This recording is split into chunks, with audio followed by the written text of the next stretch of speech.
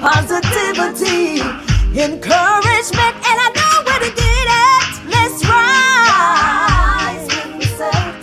Come on, come on, rise. Let's go higher, higher, higher. Rise with yourself. Rise with yourself.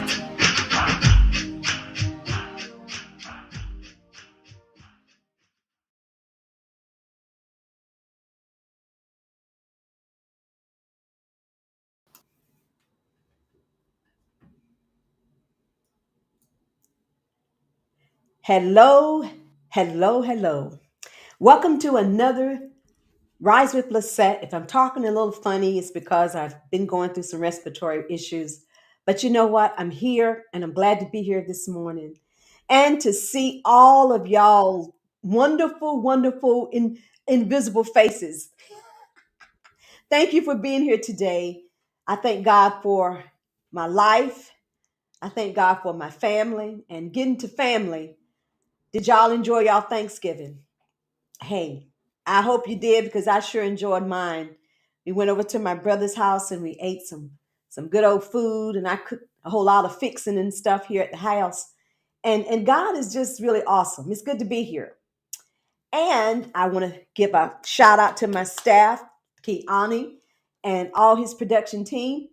You guys are absolutely amazing and you're awesome. And I don't get tired of telling you that. Also, I want to say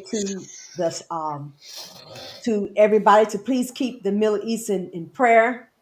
They're doing some things over there with the hostages and everything. I pray that it be a long ceasefire. I really do. I really pray for that. Pray for peace. And our topic today is going to be about sexual abuse. And we're trying to make you aware of it. But what I really want you to do is to please, please go over and call your friend and a neighbor and let them know what we're doing today. Let them know that we're discussing something very, very important. And we got a wonderful guest on, Angel Crandall, and I love her. She's very awesome. But you know, we sometimes we don't understand that sexual abuse. Oh, by the way, the national sexual abuse hotline number is 1-800-656 4673. That's the national. It's really 1-800-656 HOPE. Okay, so if you're out there and you're needing to call, needing some help, you can call this national number. Also, I would like to say that um, not only is it very important to deal with this matter, is because when you keep it silent and you keep it to yourself, when nobody wants to talk about it, nobody wants to talk about it. Let's face it. Nobody wants to talk about this, but if nobody talks about it, nobody gets it out there, nobody express what they've gone through to help others, then where is the help going to come? So we got to, how they say, man up and woman up, whatever. We got to deal with it, okay? And so I just also want to say that also with sexual abuse can be rape, fondling, or unwanted touching, forcing someone to perform sexual acts against their will, against their will. And sometimes we have the nerve to say, well, you was asking for it. No. And I know there was someone, I think, I really appreciate this, these beautiful people. It was called the Bundy Muse for the at the Bundy Museum of Art in Birmingham, New York. Survivors, they happened to put outfits of survivors on their wall, and it showed how that 97% of the women have been sexually assaulted. You know, in our country, 97% of the women have been sexually assaulted in our country. That is crazy. But with the Museum of Art that they did in the Bundy Museum of Art, they put the survivors' outfits on the wall when they was attacked, what they wore. But some people say, well, what do you have on? That has nothing to do with it. because you're not attacked because you can't let that be the reason why you was attacked. But anyway, we're going to go into our guests and we're going to give her we're going to disclose to you her information as far as um her bio. Her bio is down in the description for everyone who would Okay. Well, like to. you can read her bio because she's pretty awesome, I'm telling you. But she has an organization. First, let me say hello, Angel Crandall. Hello, because I can go Hi. on and on, honey. But you know what? Thank you so very much. Thank you for having me. Thank you. You are And so thank you for welcome. giving me this opportunity to even share, with your audience. Thank you for Thank you so coming. much. It's been a pleasure. We tried to book you a little bit earlier and it just didn't work out, but thank God it's Oh, working out today. I feel like I'm absolutely. talking out of my feel like I'm talking out of my nose. But you know what? Just look over that. If you see some snot hanging down, if you just just don't look at it, okay? But I was excited about coming, because I wanted to definitely interview you and talk about the subject. So your name of your organization is called SWAV. Is it SWAV or SWAV? Suave, screaming with a voice in C. That's powerful. And I want you to talk to me about your organization and what your organization does. Okay, so we started in 2011. I'm gonna just go a little bit into how we started. Okay. So, August 29th of 2011, I lost a very dear friend to domestic violence. Um, and before then, I watched my mother suffer from domestic violence, and I'm a survivor of sexual assault. So, when I lost my friend August 29th of 2011, something just sparked in me. Um, it was almost like the little girl in me just rose up, and I put on my big girl pants. I began to research. I began to just do all the things I needed to do to learn more about this cancer in the land, because honestly, domestic violence itself kills a lot of women and a lot of men. But sexual assault and sexual abuse kills a lot of people as well. Because if you don't deal with it, you'll end up taking your life. You'll end up drinking yourself to death. You'll end up drugging yourself to death. So I just started doing all the research I needed to do to start my organization. And September 29th, 2011, um, I did all the paperwork I needed to do to become a legal entity. I know there's some other things that you guys do in the organization. Talk about those things as well. So we, and it's so funny how God moves, because initially sexual assault and domestic violence were the two things that the vision was really written out for. But over the years, we've started doing a lot of community service. Um, we watch people in the community, and we honor the people, the unsung heroes, if you will. People who do things in the community and they are often overlooked. Um, we do we go to, the homeless shelters, and we provide things at the homeless shelters. If we see there's a need in the community, we try to provide that need. That is some kind of awesome right there. I'm telling you, to be out in the community and helping people that really needs to help. But I'm kind of interested in the title of your organization, Screaming with a Voice. How did you come up Mhm. with that title? um this I don't know if I've ever been asked that question before.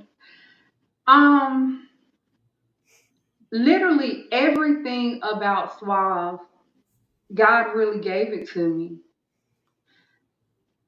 He really gave it to me. If you would have asked me 13, 14 years ago, would I be in this position doing what I'm doing right now? I would have probably said no. Um, but it was almost like the night that I found out my friend passed away, I could hear her screams. Um, it was Mm-mm. almost like I could hear the screams of every other victim that had been beaten or that had been raped or fondled. Um, and God just dropped it in my spirit. You're going to be the voice for the voiceless. And Wow. screaming with the voice just came in my spirit, and I just went with it. This is amazing. You know that you're saying that you're the voice for the voiceless. That's powerful. That you have risen up to be someone's voice that feel like they cannot say anything. You know, like don't you talk Hmm. about it, keep it in the family, and all this stuff like this. That's amazing. Hmm. So, what in your past gave you the passion for helping victims of sexual abuse? Man, I can't even remember how old I was, but I was probably about 5 or 6 when I started being molested by a family member. And because because of how close I was with that part of my family, I knew if I told anybody, it would more than likely be my fault. So I held on to it. I never said anything. Um, and it went on for years. And then at the age of 13, I finally got raped by this individual. Mm. Still never said anything. Um, The age of 13. the age of 13. Wow. So not to get too graphic, not to, Mhm.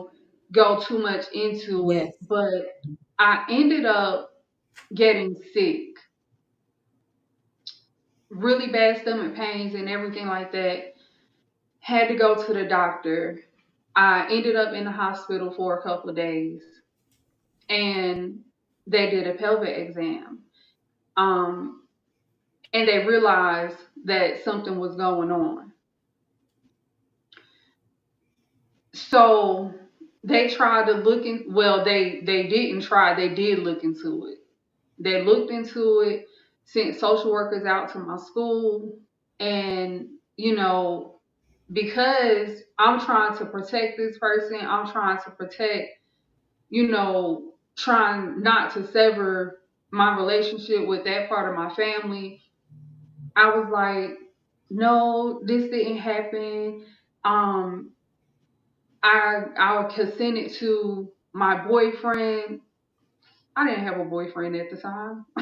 I'm 13. My parents would have killed me. You know what I'm saying? So I took that way out, not knowing later on it would come out. So years later, I'm in my 20s. I'm working at the hospital in Kingston, and for privacy reasons, I won't say um, all what happened, but it happened to another young lady, and I got pulled into testifying, Mhm. and it just spewed out of my mouth like pure vomit. Yeah, I believe he did it because he did it to me when I was younger. And before I could Mm. even stop it, it just came out. And the detective was like, "What?" And I was like, Didn't Mm. mean for that to come out. She said, I need you to say that again. I need you to say exactly what you said again. And I had to say it because it was on record. Went to court, all of these things. Obviously, it wasn't for me, but it was for the other person. Um, and he did end up doing some prison time behind it, but it wasn't for me. Um, and I always looked at everything that happened, and I was like, if I just would have kept quiet, nobody would have known. And I still would have walked around with this burden. I still would have been ill. I still would have looked at this person with the a very great amount of disgust. Um, I would have clam up every single time this person got near me, every time I heard this person's name. But everything that happened, it happened for a reason. Hmm. Because now I'm able to witness to other people. Because my past no longer holds me. Wow. My past no longer is holding me captive. I So was when you were saying that it started when you was 5 years old, I was thinking to myself, where were the adults? Where were they during this time? it's so crazy because 90% of the time they were right there. Wow. They're It would always happen when we were playing, Mm. always playing. Because, mind you, I said we're family. Hmm. So, in my family, we're a very close knit family. Cousins grew up like siblings. Our Hmm. aunts and uncles, they were our second parents, so um, we were always together. It's a, Um, it's amazing. Excuse me, but it's amazing how that family can be around but yet not know. Well, mhm, I'm gonna tell you something. It's three things to that. Go ahead. Um, it's usually someone closest to you, known by the family. That's why it's usually easier. And mhm, full disclosure, nobody knows this out here, and this is why this is a great topic because I went through the same things that Angel has gone through. Mine started at 5 years old as well. Babysitter, friend of family, and then 13, cousin of family. Two, you'll be surprised to know family members that do know what's going on and don't say anything. Wow. mhm, I know now as an adult of family members who knew and never said anything. mhm, Um, and then the third one is it's one reason why what Angel went through and so many people go through that I wasn't a fan of the show To Catch a Predator. You ever heard of that? You've seen that show Yes. before, Angel, right? mhm, And mhm, not because they weren't doing good things. It's they gave the illusion that it's always someone lurking on the computer out there. When Right. I was like 8 times out of 10, it's somebody in the family or a friend of the family. It's not some stranger on the computer 5 towns over that right, causes the harm to you. That is so And true. I think we really got away from that of looking at who has, because it's access. The people that have the mhm, most access to you are the ones who do the most damage. right, That is so so true. It's someone that you know. you know, mhm, that can get close to you. It's not always the abductor. Just go you walking down the street, they snatch you. Even I had mhm, a brief experience with that when I was a kid. Some guy rode up to me. You want to ride, little girl? I said no. But I ran to the police station because mhm, who knows what would have happened.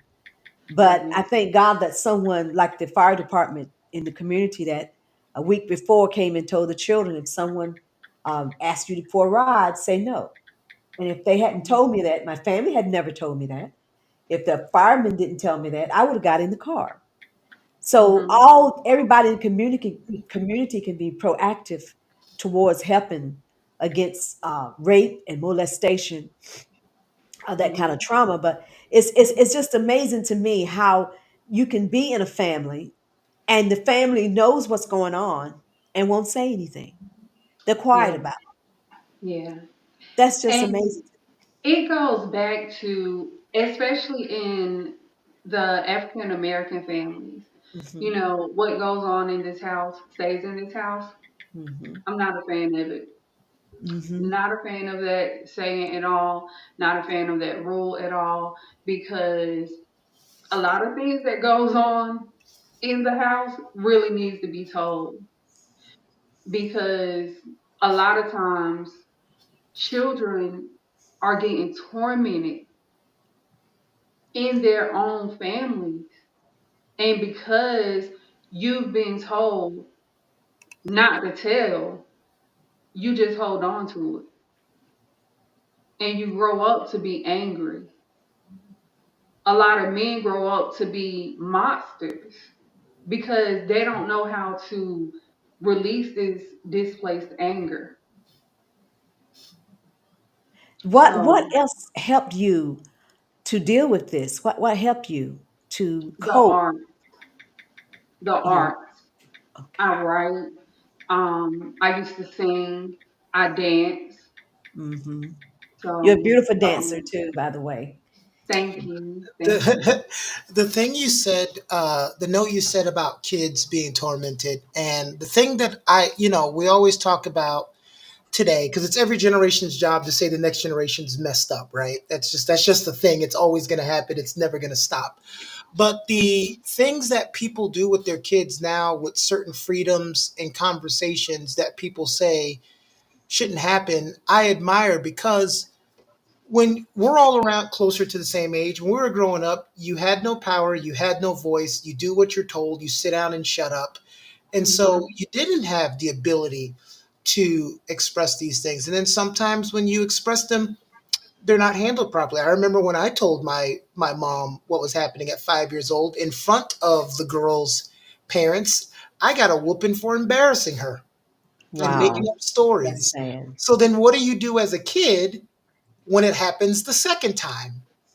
You don't Mm, Mhm. say anything, right? And it's Right. and right. not to diminish it happening to women, because it's terrible. When I was learning to be a counselor, we did that thing that Lisette said, where we had a room full of women and we said, raise your hand if you've been inappropriately assaulted or harassed or touched. And there were only two people out of 60 in the room that had their hands down. Wow. But when it comes to guys, it's even more, because, we're taught, definitely like you said, not to say anything, especially Mhm. if it's a woman who did it to you. Mhm. Lord, that's sad. That's sad. But Mhm. then they be trying to say, well, how can a man, how can that be rape? That's what they would probably say. But It's you can mind be raped, control. and it's terrible. I will tell you It's this: really mind control. predator will always find the appropriate prey. Yes, they Yeah. will. That's how it is. When you have people that look at it and go, well, like women who consider themselves strong and go, well, how could you let somebody do this? You're a grown woman. No, well, she's prey. They find your vulnerabilities. They know Mhm. what they're doing. So it's not that you're less of a woman, or you're not capable of handling yourself. They know how to find those weak points. That's why they're a Mhm. predator. That's true. Mhm. I wonder what weak points are they really looking for when they looking for their prey. Anything that can give them an advantage. It either goes by position, and this goes for not only family but real life. Position. Mhm. What power do you have in that position? Where is your power ranking in the family? Because we all have them. We don't sit there and list them, but we all Yeah. know who has the most influence in the family. That's true. Mhm. We know that. That If is true. your uncle is a pastor of a giant church that supports an entire community and he's doing something to you, you think anybody wants that to get out? No, Right. no, No one wants that to get out, but it needs to get out Mhm. so there won't be other victims. I'm kind of curious, Angel, when you told, when you shared that this had happened to you before as well. I wonder how did the family, or how did people that know this person and know you girls too, how did they look at you for telling off on them? How did they respond to that? So oddly, because I am so close to that part of my family, um, they handled it very well. The parents of the my abuser, they handled it very well. They were very hurt that I didn't tell them when it was happening because honestly, I'm really like their sixth child, honestly. So they were very, very hurt. Um, my immediate family, it's kind of hard to say how they really handled it because some of them, they still, even till today, they don't really talk to me about it.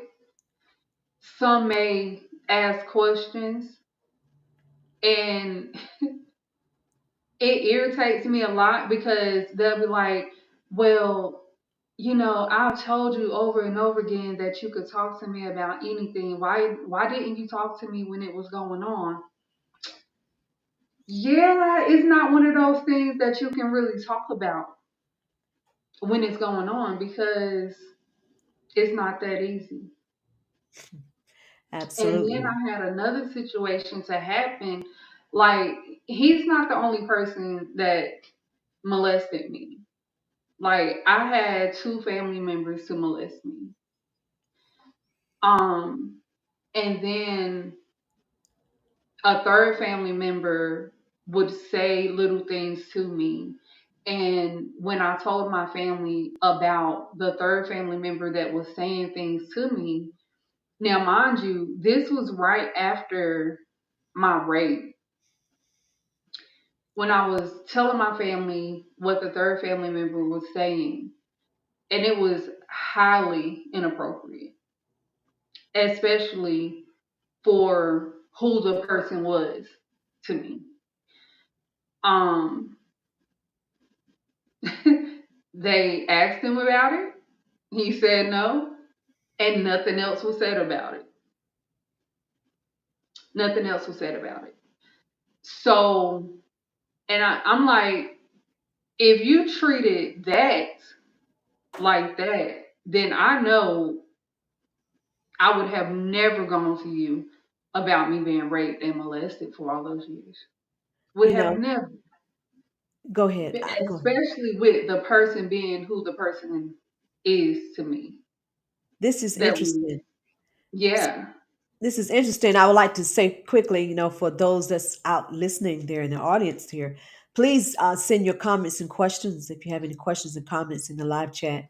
I know someone said earlier, Clarence said, he said that you are an angel, and that he really appreciated the fact that you're out helping other women and victims. So Thank that was you. great. And I think there was another comment of, I forgot his name, but he said he was glad to be here and for the conversation. But it's really interesting to me, how that even men, what are we telling our, what are we telling our men that makes them feel that they can go out and rape someone, if if a no says, if a woman says no, it means no. It doesn't mean to protrude on, that no, she Mhm. don't really mean it. If a man says no, that don't mean no. Oh, they want it. They think about it all the time. What are we teaching our children? Because the reason why I say this, because even when I went to college, I was date raped. Well, date raped, so to say. And I really Mhm. believed that if I said no to this man, that he would respect what I said, which is no. But no. So I'm saying that if this is happening in colleges and a whole lot of college campuses, So these children, or really now they're adults now that have left home, what in the world were they being taught at home? That's what I would like to know. And not only what was they being taught at home, I want to know is what was the young ladies being taught at the same time, because there's all kind of things that, in other words, it works hand in hand. You have to look out for yourself.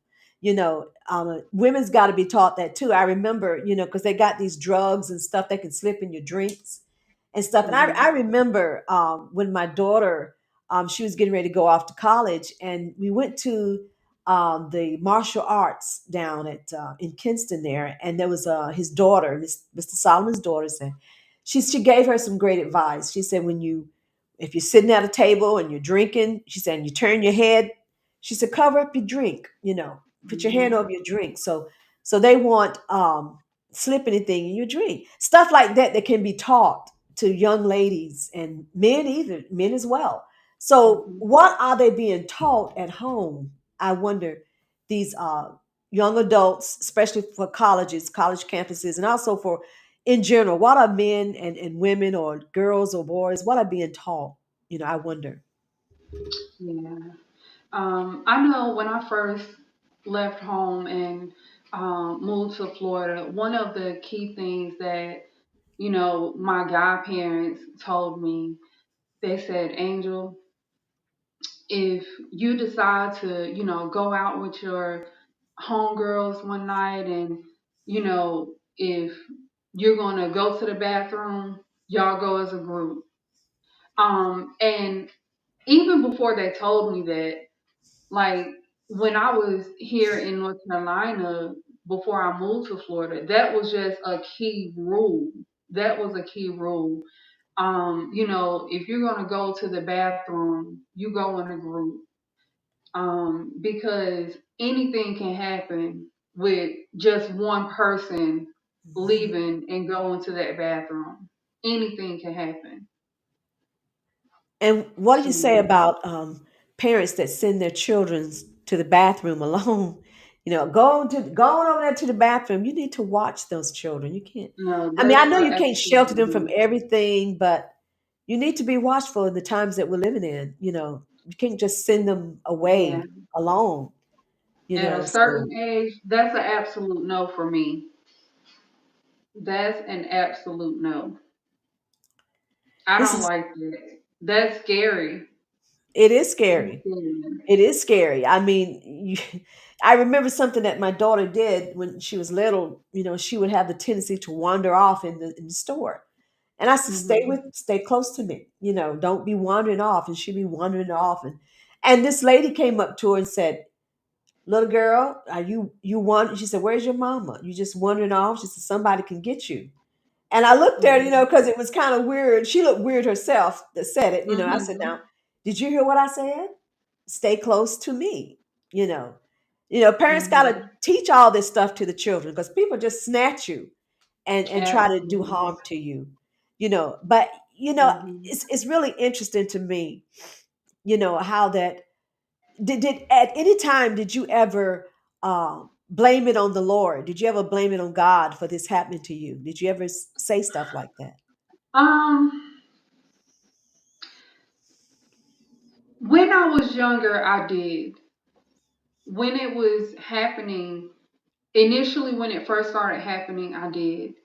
Um, I have a aunt who has now passed on. She was my safe haven. She taught me everything that I know right now about God. Um, my first, my first everything that I know about God is because of her. Um, and when she taught me how to pray, that's exactly what I started doing. I didn't understand why I was going through what I was going through, but I knew it had to be for a reason.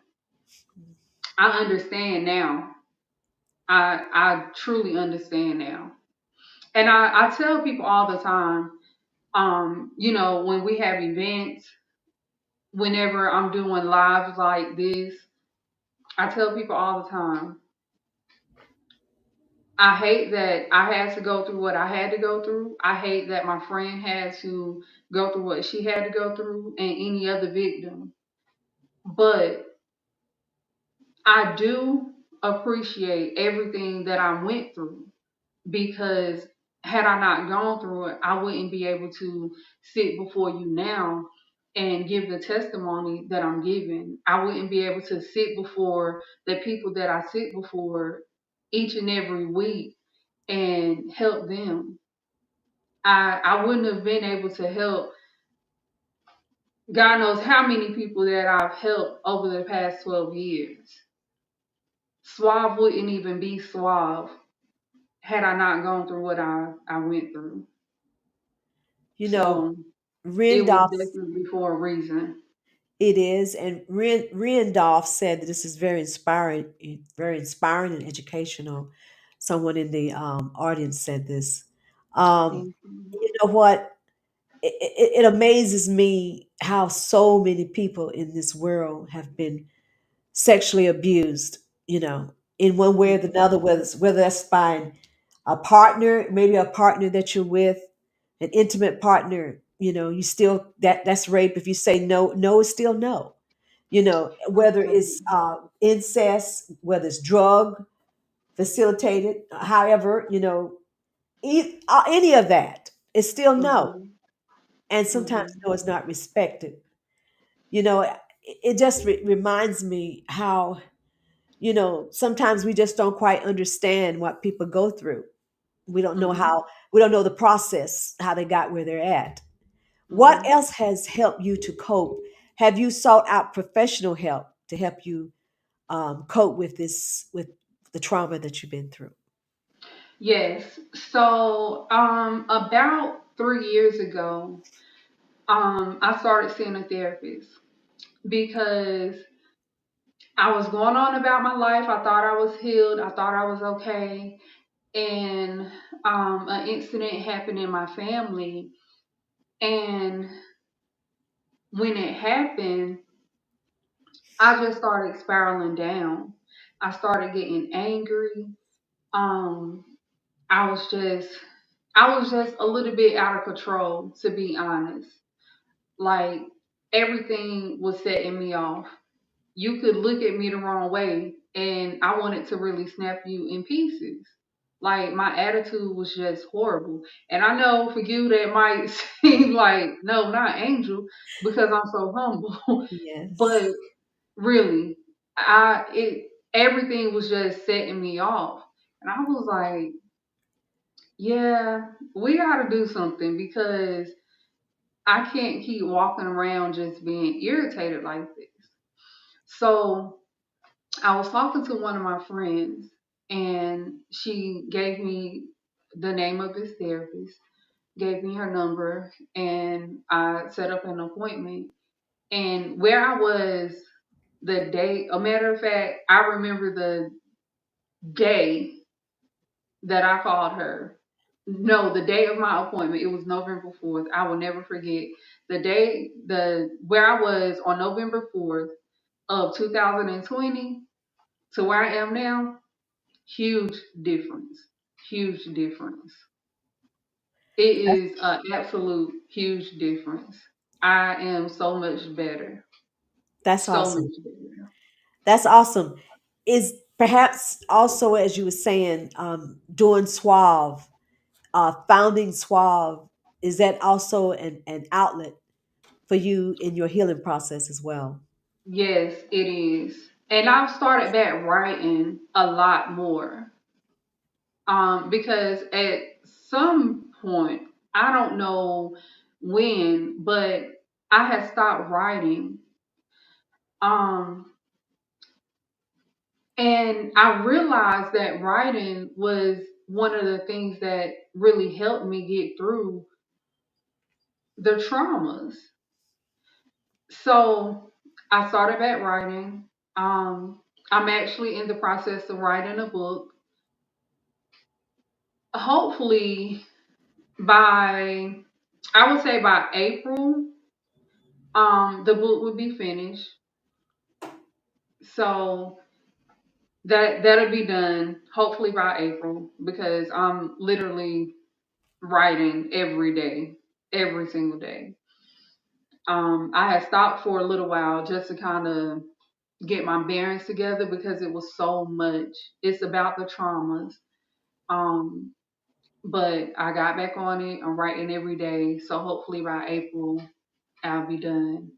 Um, and just writing, um, going to therapy, talking to my life coach here and there, and just forgiving because I was waiting for this person to come back to apologize to me, and I had to realize he's never going to apologize. He may or he may not, but odds are he's never going to apologize. They Mm. will never apologize because in their mind they did nothing wrong. Wow. So I had to forgive them. I had to forgive them because the forgiveness weren't for them, it was for me to live a peaceful life. Yes, it's kind of like, unforgiveness is like it's like poison that you inject yourself in an IV, through an Mhm. IV. It's for you. It's not for Mhm. them.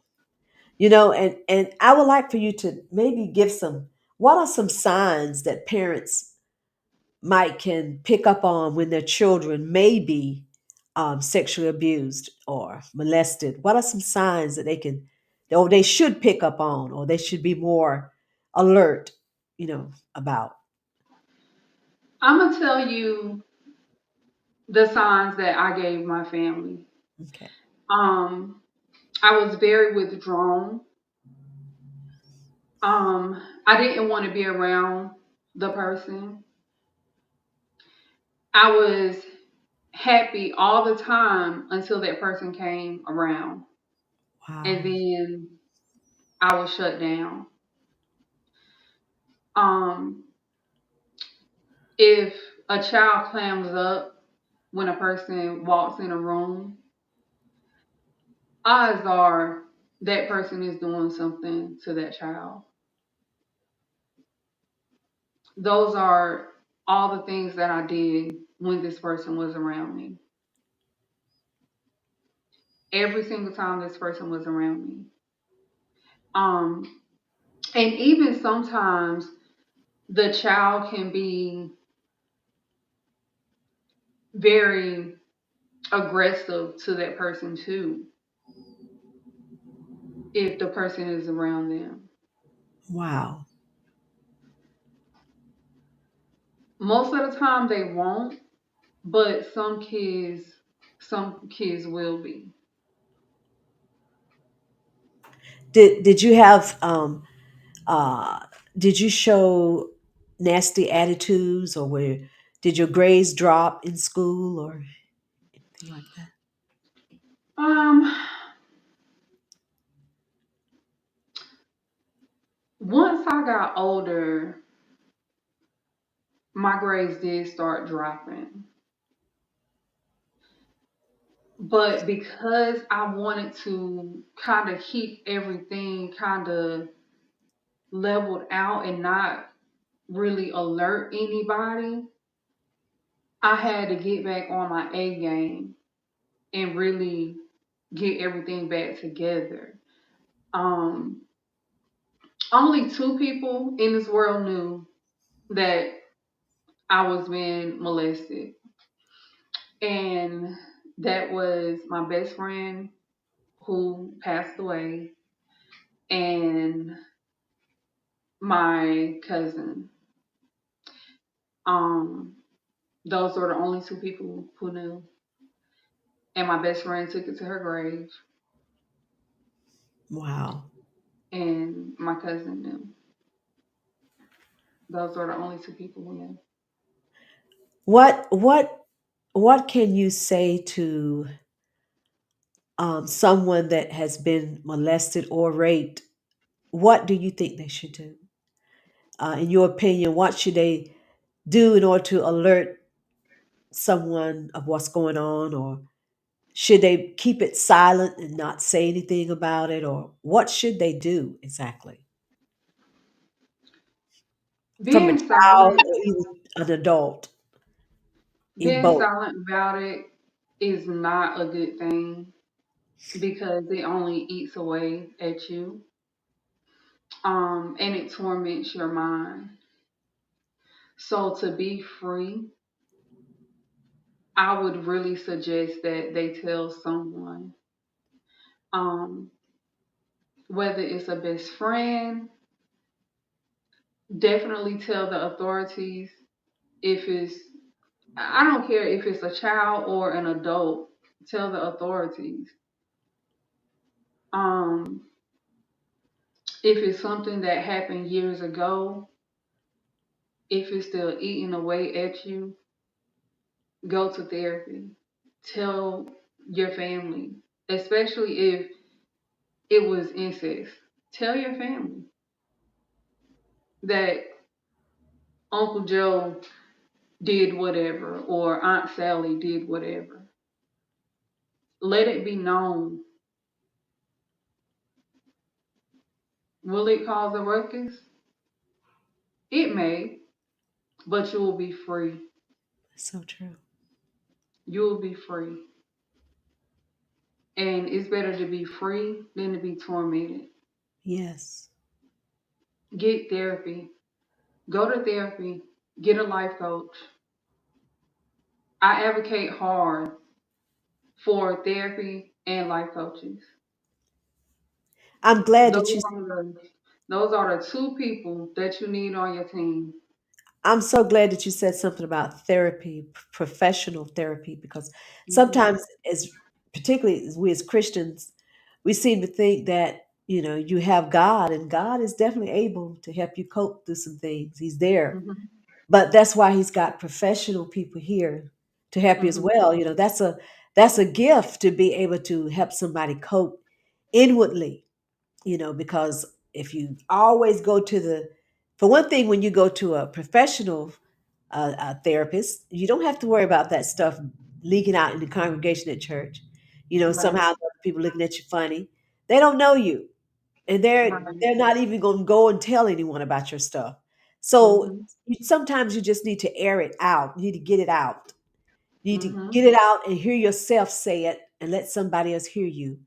Hmm. So you can say it. You can get healed from this stuff. Someone that's not Hmm. going to judge you. You know, it's Hmm. not going to talk about you. So you really need to get some professional help. And of course, God is your strength. He's there as Absolutely. well to give you spiritual help.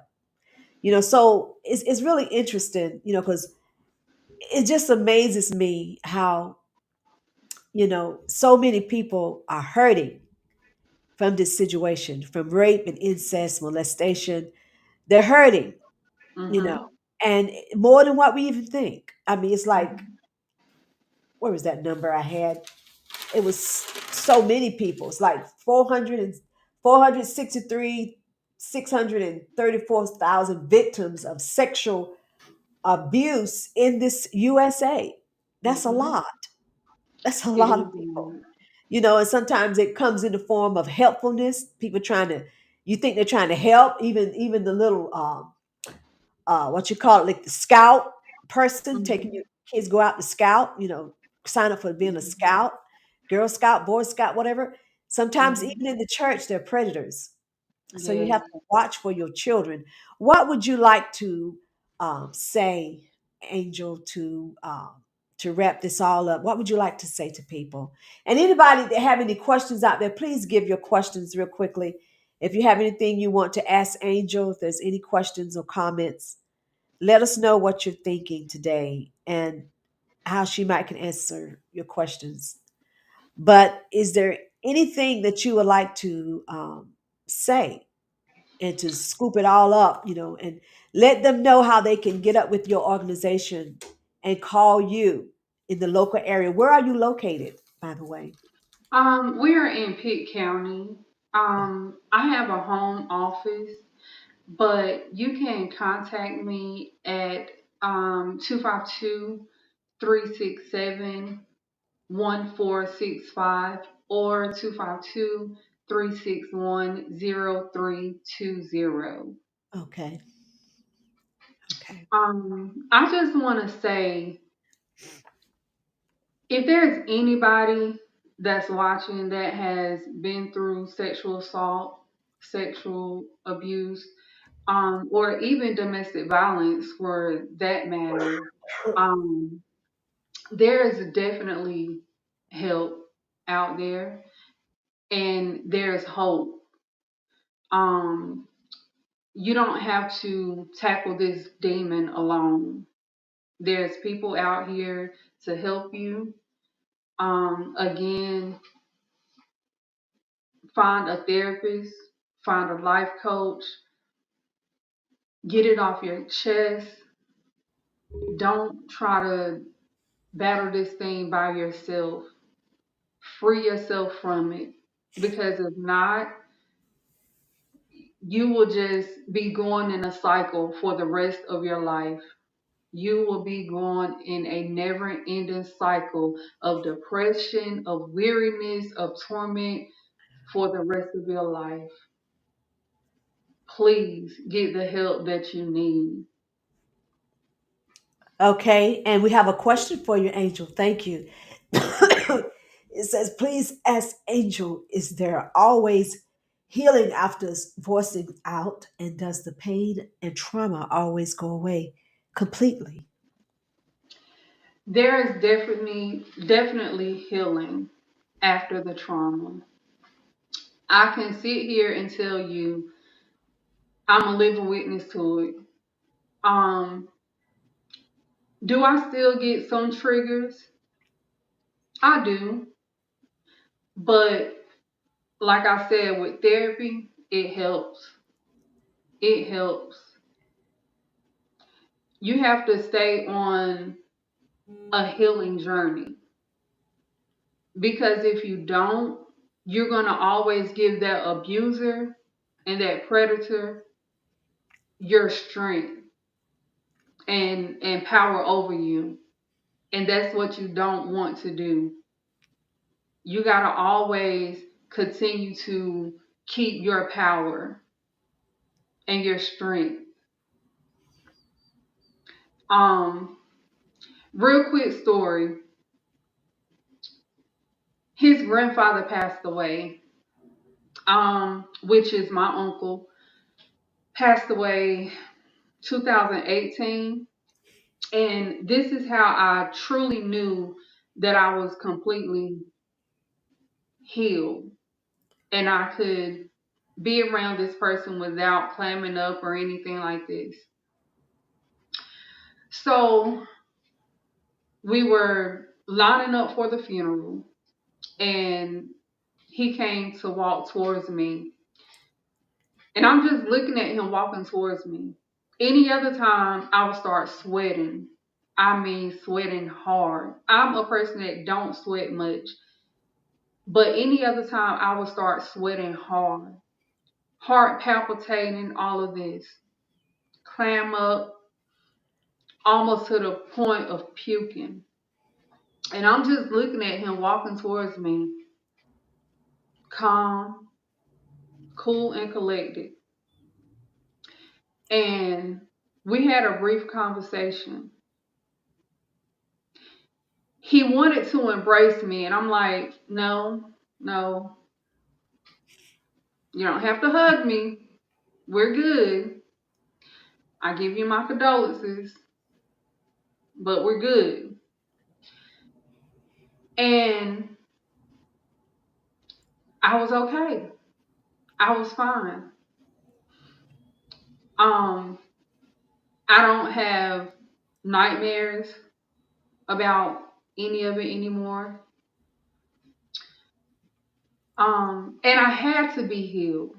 I had to get healed because I'm married. I've been in a relationship for a very long time. I had to get healed because I need for my relationship to work. I need to be the best version for myself and for my husband. So the healing is for you. The forgiveness is for you. It's not for them. So please, please let your healing journey begin today and let it be for you. Let it be for you so that you can live completely free. Wow, that is so awesome. She said, let the healing journey begin because the forgiving is really for you. So the healing process can begin. That's so awesome. Angel Crandall, we really appreciate you coming and sharing your story. Thank Um, you. and you're awesome. You're beautiful, Thank you. and so many people are going to hear the show and are going to be blessed. You know, sometimes we wonder what's wrong with people, and a lot of times it's because they've been molested, they've been sexually abused. We don't understand what their issue is, but sometimes you need to dig a little deeper, Hmm. see what's going on, and Hmm. stop judging people. People are going through things. I Absolutely. can say this is that no one, when people gets raped or molested, they're not asking for it. And no, for you out there that are being molested or have been molested or raped, you didn't ask for it. It's not your Mhm. fault. It is It is not your not your fault. fault. But you do not have to let this destroy your life. You don't have to let it um, be a burden to you forever. It's time that you let this go, Hmm. and it's time that you go on with life. Hmm. And so we just thank you for watching the show. Really appreciate it. And if you need any help with Angel Crandall, any help, assistance from her suave screaming with a voice, then please contact her. Her information is down in the bio in the down here in this Description. It's in the description description, on the channel. the description on the channel. So please call her if you need some help. And thank you, Randolph, and all those that have gave your comments about the subject. Thank you so very much for coming today. We pray that you have a wonderful day, all right? And you be blessed. Bye bye.